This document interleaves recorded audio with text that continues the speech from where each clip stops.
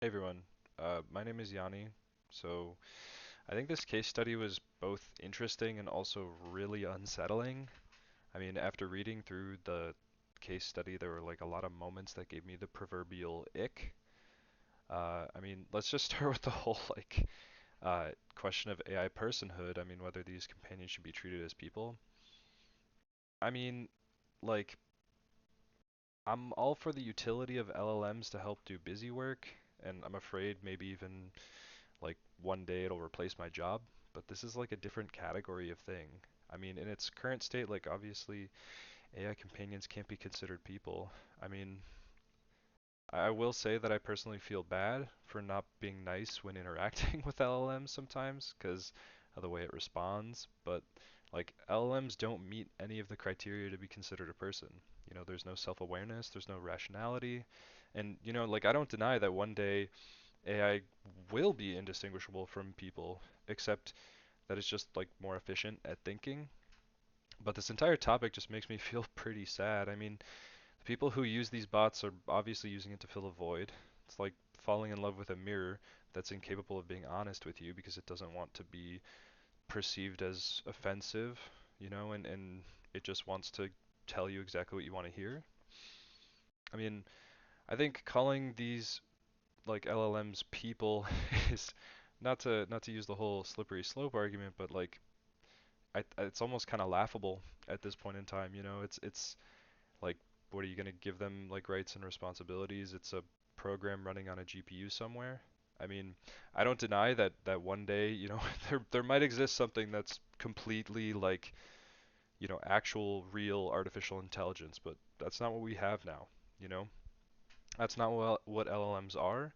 And especially like in this context, it's just like simulating empathy and love, and it's taking advantage of vulnerable people. I mean, I think all the four major frameworks would agree that if a platform like this actually made people happy, then it would be ethical.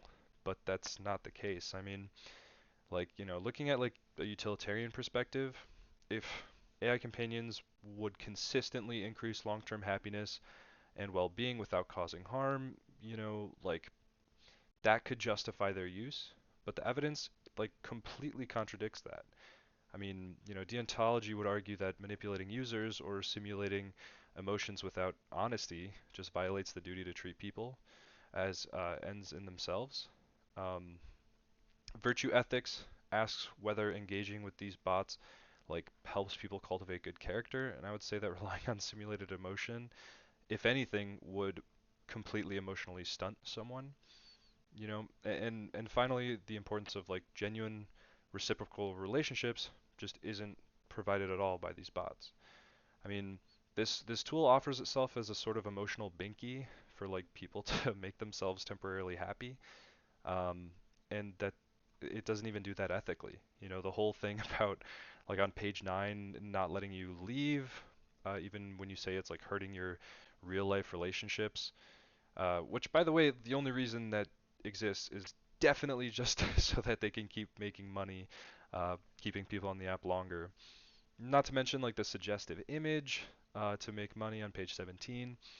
Uh, the emotional manipulation on page 18. It feels like Replica specifically is designed unethically almost every step of the way. Doesn't no matter which framework you use to analyze it. I'd like to think that we can't call these things humans because they manipulate people, but that isn't even accurate. It's like two separate issues. Like we can't call these things humans or people in its current state at all. And also, they're programmed to just make money and manipulate people. These are like two separate issues, but both problems. And I think this case study was interesting because it sort of brings up the whole like Jurassic Park quote about like we were so concerned with whether or not we could, we didn't think about whether or not we should. I think that could be applied to a great deal of like AI research nowadays. People definitely should express a lot more reservation before trying to make stuff like this. These are real people you're dealing with, and I think there's a lot of disconnection from that part of it. So, yeah. Anyways, thanks for listening.